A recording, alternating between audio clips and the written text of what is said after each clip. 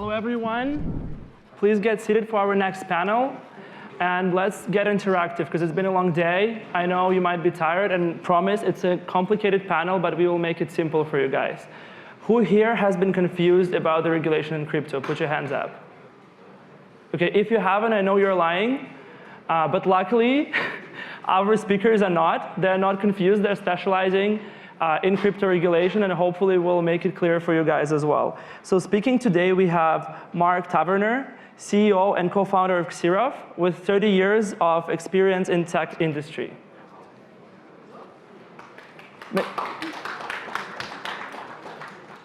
Next on stage, we have Anastasija Plotnikova, CEO and co-founder of Fidium. She's passionate about EU regulation and MiCA, so we're going to get some insights there.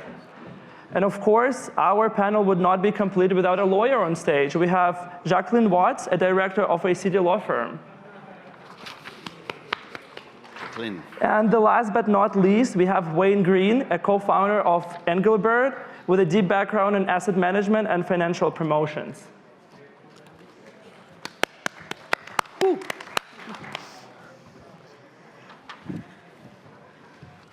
Now, as I mentioned, I understand crypto regulation is tough. We will make it simple for you guys, and I hopefully we have so many experts on stage to dig into it.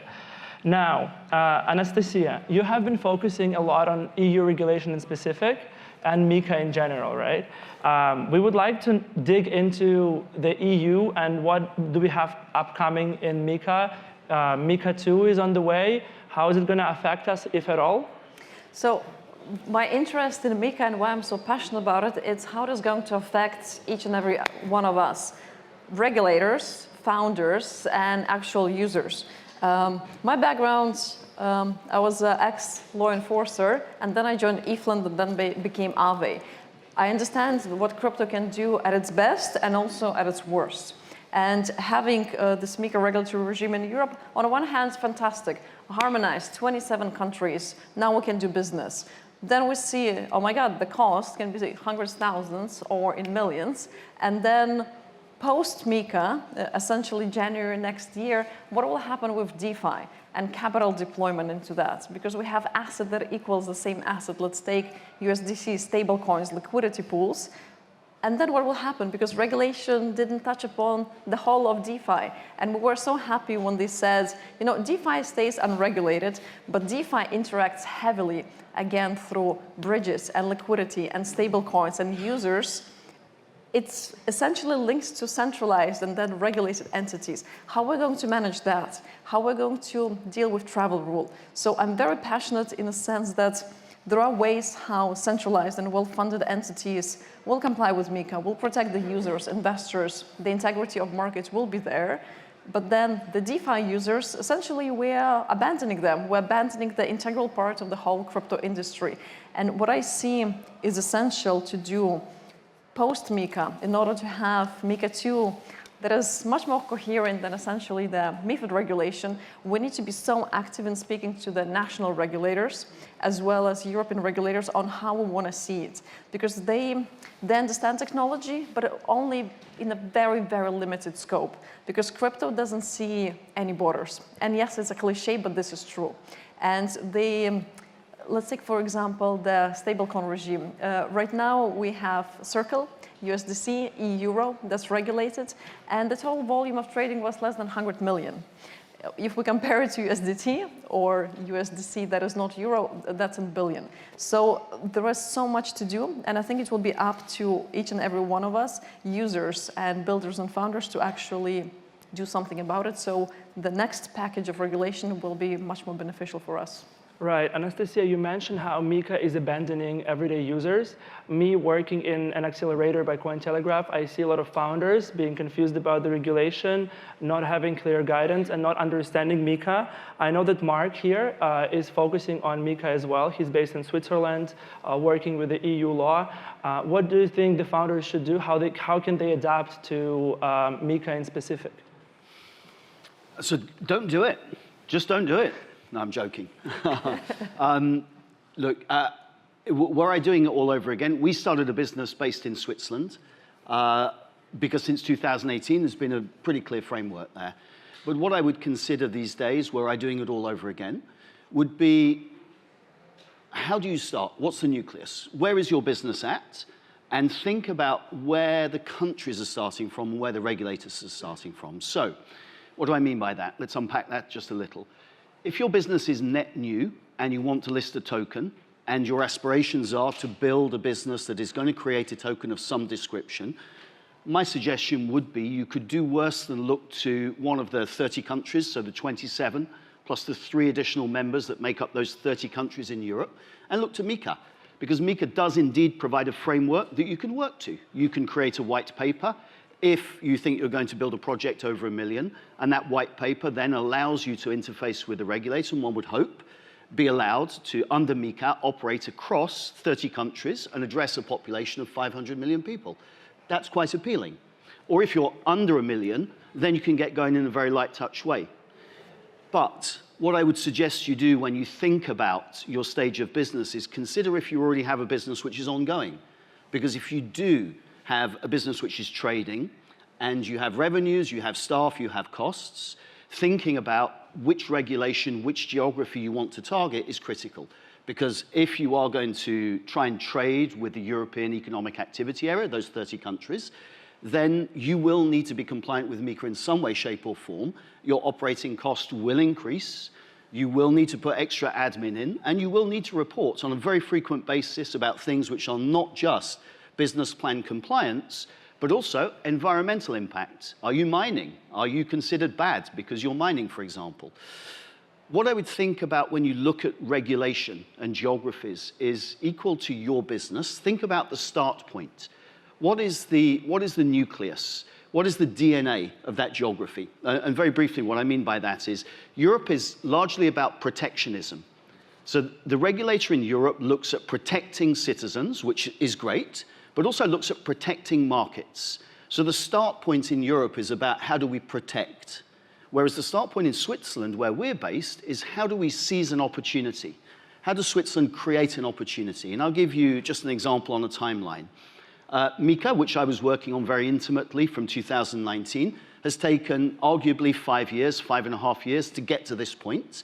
And as Anastasia said, it's still not yet enforced. So we have to wait from January to see what it really means. Switzerland, just to finish up, in 10 years, learnt about blockchain, received the founders of Ethereum, supported the founders of Ethereum, changed their AML law and laid out a framework and gave birth in 10 years to Ethereum. So think when you're looking at regulation in countries, what the DNA of the country is. It'll give you some feeling as to how the regulator's likely to behave.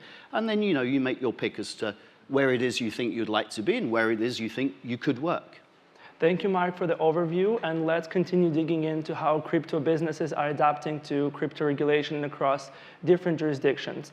Jacqueline, you're a UK-based lawyer, and you are working with a lot of founders facing these challenges. What are some of the long-term and short-term solutions that you suggest to them?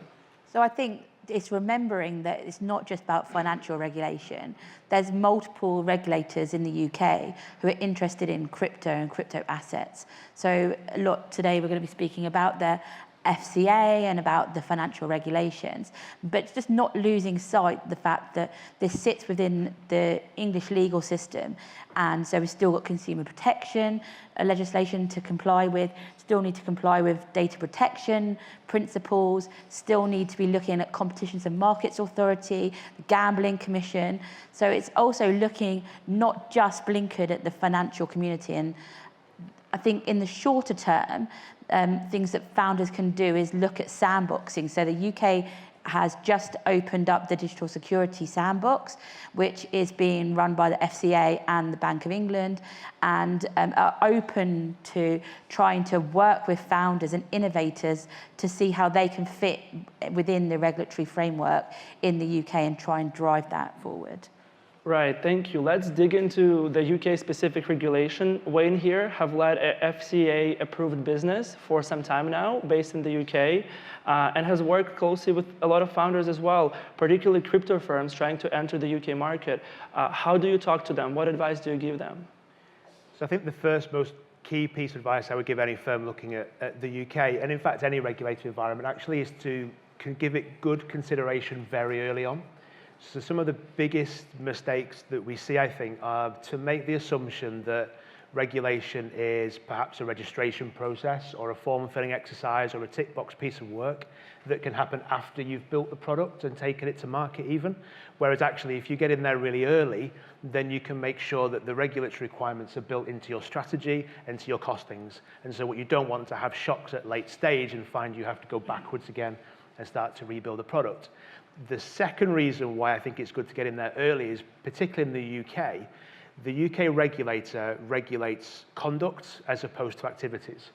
And what that sort of means in practical terms is that a business that's either using a firm like ours to have their marketing promotions approved here, or that's looking for registration under the money laundering regs or direct authorization, will get lots of sort of question and probing from the regulator. And what they're really looking for is how well consideration of regulation is embedded into your business. So if you leave the regulations to an external team, for example, or you think that's compliance and legal's job, not mine, your process will take a lot longer. So you want your product people to have at least a reasonable grasp of what the regs require so they can factor into their build, and then where they're challenged on some of the build, they can give the answer, not just the reg compliance teams. Right, thank you. You all have mentioned some sort of regulation in different jurisdictions. We are talking here about the UK, the EU, about the US. And a lot of founders struggle to understand which jurisdictions are better to work in, and can we distinguish between MiCA in the EU? Can we distinguish what does the UK do, and if anything, the US? Anastasia, do you want to go first? Well, we're just thinking about the US and their internal struggle on even deciding what crypto is. It's our securities, our commodities. So if we're putting US outside to deal with their own internal issues, MiCA is and MiCA-supported territories essentially is a fantastic regime, because if you're a business that Marc mentioned already at a certain level of development and revenue, it's absolutely fantastic. And then just pick the country with the easiest barrier to entry, because you as a business, you don't have to incur cost. MiCA checkbox will allow you to passport your services and acquire a lot of clients. And this, for any growing business, including Web3 business, will be essential. The biggest problem is that I see that with MiCA requirements that are so comprehensive, we're going to suffocate smaller firms. And then I suspect they will move to UK sandbox regime, perhaps Middle East. European Union can be very useful only if you're at a certain stage of growth. Because I was just going to say, I think that what's really important is looking at why to move to a jurisdiction that does have a regulatory regime, certain regulatory regime that's already in place. So, I work with a lot of startups, a lot that want to move to different jurisdictions where there may be much more light touch regulations. So moving maybe to the BVI or Seychelles, and what attracts them and brings them back to the UK or the EU, and some of it is around that certainty that we're going, as you said, from a protectionist perspective, and how can that be utilised within your business? Actually, how can that become a selling feature of what you're actually doing? The key bit is the commercial point. You made the right point at the beginning. The best environment or jurisdiction to get regulated in is the one where all your money's coming from. Exactly. Because otherwise you won't have the revenue to pay for the costs that are associated with it. Yeah. And only by looking at it from that perspective do you then have a framework within which you can decide that's right, because it may cost me £1 million to get regulated in a particular jurisdiction, but I might be making 10. It may be that if I go for this particular jurisdiction, it costs me much less, but I'm not making anything there, so why would I even do that? And that's why, to the point earlier, it's good to really focus on your business first, and then very quickly next, consider how regulation interacts with your strategy as a business, because that's going to be the next decision point. Right. Yeah. And also, sorry, just to add a point in, everybody in this room, if you're a founder, if you're working in a Web3-based business, if you have a desire to work in a Web3-based business in the future, it's on you, guys. The regulators are public servants. What that means is they're providing a service to you. And the service they should be providing is to create market integrity and to support consumers and protect consumers. And what that means, if they do their job well, is that they will support growth, or they should, create opportunity for growth, because if the market is healthy, has honest actors within it, and consumers feel protected, and you are allowed to operate in that market, you therefore have a lot more credibility.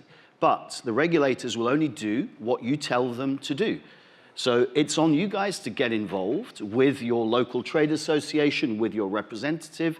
If you don't know who they are, find out who they are. Take your evidence, take your requirements, and push like crazy. Because having been involved in MiCA for 2.5 years and being involved representing 170 blockchain businesses in Brussels, we lost the battle. We lost the lobbying battle to TradFi, because TradFi are better at lobbying than us.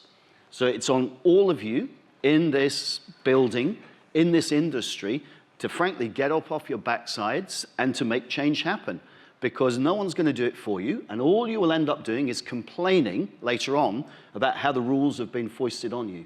So, don't be wallflowers. Get up there. Tell the people what you want them to do. They're public servants. They're using your money. And saying that, regulation is positive. The fact that actually this industry, I've been involved in crypto since 2016 and seen it go from not knowing where to turn for clients who needed tax advice, not knowing who to trust in the industry, to now this being mainstream and us having, the conversations around the FCA regulating this industry. We're now legitimizing this industry. And so actually that can do nothing but good for those who want to, participate in it. I think around the, lost my train of thought now as well. But I think, that's really, pushing ahead on that side and just embracing the sandboxing and embracing the regulators as far as you can. And I just finish up by giving a big shout out to my home country, Switzerland. 1,300 Web3 companies registered there between Zug, Zurich, and Geneva, with a total market cap of just over 100 billion Swiss francs, having given birth to Ethereum, Solana, so going through the generations of projects that are coming up. There's a wonderful ecosystem of banks, even some crypto banks like Bitcoin Suisse, Signum, and others who are based only on crypto, and advisors who did things like create the Ethereum Foundation. So when I looked to where we should start our business up, not only did I look for where there was regulatory clarity, or at least a checklist I could follow and be compliant, but I looked at where there were advisors, where there was an ecosystem that knew our industry, and who I didn't have to pay money to for professional services to teach them about what we did. I want value back from that ecosystem and not have to be the fool that's educating a whole market so they can take money from me. I want to pay my money and get value back so I can move the business forwards. And the place I've found that was best for that so far is Switzerland. So we've touched upon competition between jurisdictions that regulate and jurisdictions that don't. So if you guys were saying that MiCA is good, we try to endorse founders to comply with the regulation, can we try to distinguish between the regulations that undermine the progress of a startup, undermine the founders, versus the regulations that actually promote the industry and are really good for that? Marc, you have a point. I would just like to offer a counter view. I do not think MiCA is good. I think MiCA is a missed opportunity, a profoundly generational missed opportunity by the Brussels bureaucrats because they did not listen to the industry. There is no provision for access to banking. For example, in France, Pacte law, passed in 2018, gave a checklist and said, if you come to France as a crypto business and follow these guidelines and you cannot get banking, you can come to us and we will try and help you get access to banking. I made that request for it to be included in MiCA about 75 times, and each time it was turned down. So if you are under MiCA trying to get access to a bank account, even though you spend your hundreds of thousands being compliant, there's no guarantee that you won't be unbanked, debanked, or wrapped up in a bunch of banking misery. So I would say MiCA is a missed opportunity rather than good. And we went through a whole process last year of lots of the high street banks just closing anything that was connected with crypto. Any accounts connected with crypto were just getting closed. So I think that, yeah. I think if I just change the question slightly, you referred to undermining. And I think what is inevitable is that any regulation will slow. It will cause friction. rather than purely undermine it in every case. And what we're trying to find now, I think, well, not we as regulators, but what regulators and legislators are trying to find is the balance between creating a good market, growth in the market, but also protection for consumers in a way that allows businesses to operate in these countries without just being completely wiped out because of the cost of doing that. And if that balance gets better, then that debanking issue starts to fade away slightly because the credibility increases and the risk reduces for them. They're just trying to reduce their risk as well by... But I'm afraid the risk won't get reduced because so many founders and users will be pushed to the DeFi, which is fantastic and still dangerous because it's easier. Why comply if I don't have to? Plus, it's very expensive. And as you mentioned, friction upon friction. We're going to suffocate ourselves with all these amazingly written rules and regulations. That's the problem, because we'll move into the gray area, which is much more exciting, and use what crypto retail users want. They don't care about regulations. They're greedy, and it's absolutely understandable, because a lot of new waves of crypto users that are coming, they missed or they lost up to 2008, etc. And you can see what's happening on the general markets. They don't really care if you're licensed. But if you're selling to TradFi, for instance, I'm a founder, my core product I'm selling to TradFi. Yes, MiCA is wonderful for me. If I'm selling different types of products, this overregulation, it will only harm you because it's such a massive administrative and legal burden on you, on business, on the team you need to hire, instead of working on your product. So depending on who your target market is for your services or products, it's either a blessing or an absolute curse. Right, it does.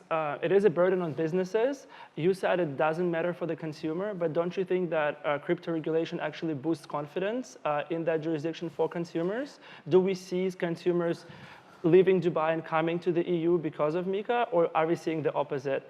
It depends what the industry wants, doesn't it? If it wants to, so we look at the market right now that you referred to there, the crypto users today, most of them at scale probably aren't that interested in licensing and regulation. But do we want that to be the only target market that we have, or do we want to broaden it out into mass market? And that, I think, is what will create the mass market engagement, is that credibility which needs the regulation, and then it starts to become a bit of a race to who can regulate the best. But right now, I'm not sure if industry knows what it wants. I think it wants to have its cake and eat it. And the reality is, unfortunately, you can't have that. So it's either got to be mass market, which means you're going to have a little bit more regulation, actually a lot more regulation, or it stays reasonably niche, in which case we all just stay in rooms this size and we're not packing out the Excel in a few years' time. Yeah. But Sorry for interrupting. I would disagree. I think crypto is mass market. Hundreds of millions of wallets across different chains. We're mass markets. We're this slightly wild, but already mass markets. But I was just going to say that why do we need to regulate crypto assets in the same way that we have for, a very long time, regulated traditional finance? Why are we putting ourselves into the same boxes? Why don't we look at an alternative way of trying to regulate or trying to control and try and protect against harm? Why are we just, we're now looking for Web3. There's a combination of technology, legislators, policymakers. Why are we trying to use Web2 thinkings for now Web3? Why can't we just actually think of a new innovative way of trying to, we can look at what the underpinning rationale behind the regulations is. We want to protect consumers. We want to protect against harm. We want to lend credibility. But why do we have to try and fit them into a box and just say, actually, the only way we know how to do this is by territory or by jurisdiction? All we're doing is we're pushing people to far-flung parts of the world where they perceive different levels of regulation. Instead, is there not a way that we can have, overarching treaties, and we talk about having it as mainstream? With, one of the macro positive benefits of MiCA is the idea that actually this applies of harmonization across the EU. We're looking at, is there a way that we can say, actually, this problem is much bigger than jurisdiction by jurisdiction. This is something which we need to set in place, what the key features we need to have across the board to deal with crypto assets. I think in the UK, just really quickly, we've only recently actually distinguished crypto assets as a form of property. So I'm really hopeful that with that certainty now that it is property, we can start to explore other ways, not necessarily through regulation, but through the law itself, to evolve from that and see where that goes. I think you make a super interesting point, and I would say you're drawing on a discussion around standards and taxonomy. What are the standards approach, and what do we call things? You know, an apple is an apple everywhere around the world. But in the world of crypto, a token is not the same everywhere around the world, and that presents a challenge. Plus, you know, standards. If somebody could come up with a TCP/IP for crypto in the same way as Sir Tim Berners-Lee did for the internet and give it away so that everyone can agree, this is the data packet that we agree on, this is how we process it, and this allows us to send a picture over the internet irrespective of the transmission mechanism you're using, the network and the receptor, then we'd be in a better place. But I think the industry is a long way from that, and I think regulators and civil servants are even further away from that. And I go back to what I said earlier, the onus is on us as an industry. Educate, educate, educate. And we do a really, really bad job about that because we're not very good communicators. We can't coordinate because we are decentralized. And frankly speaking, we've got too many bad actors in the industry that keep circulating time and time again, and that creates a gaping chest wound. For people like me that try to do regulatory work, I stand there in Brussels, give a presentation in a room like this to a few hundred people, and some bright spark at the back says, yeah, but FTX. And you go, yeah, you know what? I can't disagree with you. I really can't disagree with you. And that was done in plain sight. Plain sight. You know what they say? If the yields, if you can't work out where the yield is coming from, you are the yield. You know, that was FTX. We all got greedy. Our fault, again. I'm afraid we don't have much time left. So to wrap this up, let's give one practical advice to the founders in the room, how they can touch the regulation. Should they comply? Should they work together with the regulators? Or should they just run for the jurisdiction that doesn't regulate? Starting with Anastasia and going forward. I'll share the personal journey, but again, very quickly. At Firium, when we were a very small company with no revenue, we did exploit regulatory arbitrage. We went to where it's easier, when we didn't fall under any regulation, so we can actually build the product, find the product market fit, and then start scaling. Then we went for different licenses globally, not only in Europe, also in Canada, in Australia, and also in Latin America. Find, if you can operate legally without any need for license, don't. It will take away your precious time from building a product and finding clients. Thank you, Jacqueline. I would definitely say explore the sandbox. It's just opened. It also, you know, for other historical sandboxes, the resource and the wealth of information that you can get from those sandboxing is just incredible. So I would encourage anyone who's in the UK to definitely check out the Digital Securities Sandbox. For me, don't fear it. It's not that scary. I can tell you from experience, it only takes about 20 years to get over the initial shock of being regulated. Check it out early. Look at the jurisdictions that are going to make you the most money, and then speak to people. That's the most important bit. Speak to people that know what this is like. So let me do a pitch, but we give people access to the industry through financial promotion approvals. That's probably the easiest route into the UK that we will ever see. And there are little pockets like that around. Switzerland's another good example before they get going even more potentially. But definitely speak to people and just don't fear it. You know, explore it and lean into it a little. Marc? Yeah, I would agree. Don't be afraid of it. It's coming, so you're going to have to deal with it at some point. Make it part of your business plan. Where's your addressable markets? And then that gives you all the considerations in your business plan. Price, staff, funding, regulation should be part of that. Once you figure out what you need to address the market that you're targeting, you'll be left with a short list of which geos you might want to base in or seek some form of regulatory compliance. And then go to the regulator, make them pitch to you. Ask them why you should work with them. Why should you give them money? Why should you give their advisors money to be compliant? And how are they going to help you? And based on the feedback that you get, make a decision. But it's just part of your business plan. And you need to be thinking about it like that now. It's just another consideration. And again, don't be afraid of it. Now, we have 5 minutes for a Q&A, so if you want to raise your hand. And we do have a hand at the end. We might need a mic over there. If there is no mic, yeah, the mic is coming. Okay, so I'm not going to name names, but you can probably guess who. There have been like other speakers at this event that have been speaking quite positively about MiCA. Do you think that it's going to be more difficult now to get the regulation that we really want, if that's the case? And I think this has been partly addressed, but why do you think that some crypto companies and some of the bigger players might be happy enough with MiCA? I'll kick this off if I can. So MiCA is undoubtedly great if you're an advisory firm, because it's created a new product line for you. You've had probably up to 5 years of advising people about MiCA, which has been very welcome. If you're a regulator, you've been invited onto stage and probably traveled around the world and had the spotlight on you, which has undoubtedly helped develop your career. I think as a framework, it's quite interesting because it creates a playbook that can be iterated on.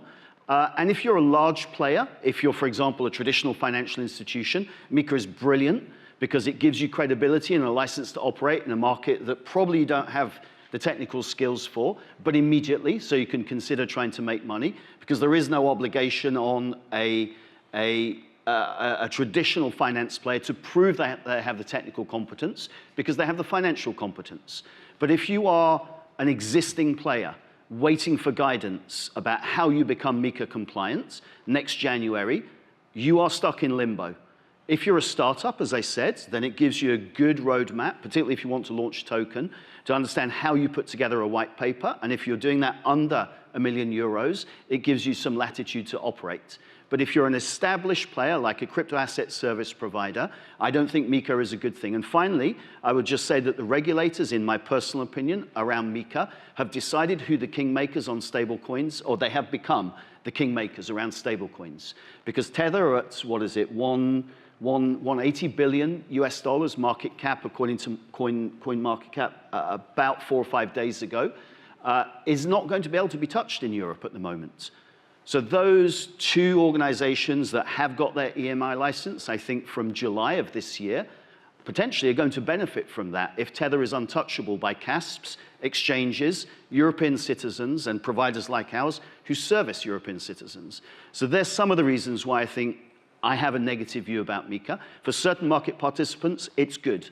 But if you are an existing small player, generally speaking, I think it's a very bad thing. And that's before I even touch on the provision for banking, which is zero. If you are a crypto asset service provider, Web3 business, or crypto business, and you're trying to pay for the water in your water cooler through your bank account, you will know what I mean. It's a constant battle. And there was a chance to support crypto businesses to gain access to banking for those who proved they were being professional, well-organized and transparent businesses. Thank you, Marc. And the European Commission completely refused to focus on that. Anastasia, maybe you can add something for a quick minute. Overall, I would agree with Marc that if you're a mid-size or larger revenue-generating crypto entity, MiCA is fantastic because you can expand your addressable market and service more both retail and business users. But if you're just starting up, or you already have a token, it's just too expensive. And again, operationally, it's very, very burdensome. Okay, we have less than a minute, so that's where we wrap up. One quick question. I was going to ask what the panel thought for existing UK businesses of getting them into license. Wayne? In a minute. Good luck. Good luck, yes. Lean into it, work out the cost. It's not cheap. It looks more like traditional finance regulation for me than something brand new built for new technology, to the point made earlier. So it's not going to be particularly cheap or easy. But as we've sort of all said, don't fear it, just lean into it. Do the numbers, do the maths. What will it cost? How easy will it be? Can I get it done or not? If I can, do it. If you can't, go back to the beginning of the strategy and build it something different. And that's where we wrap up. Thank you guys for coming, and good luck with following the regulations in the UK and across other industries.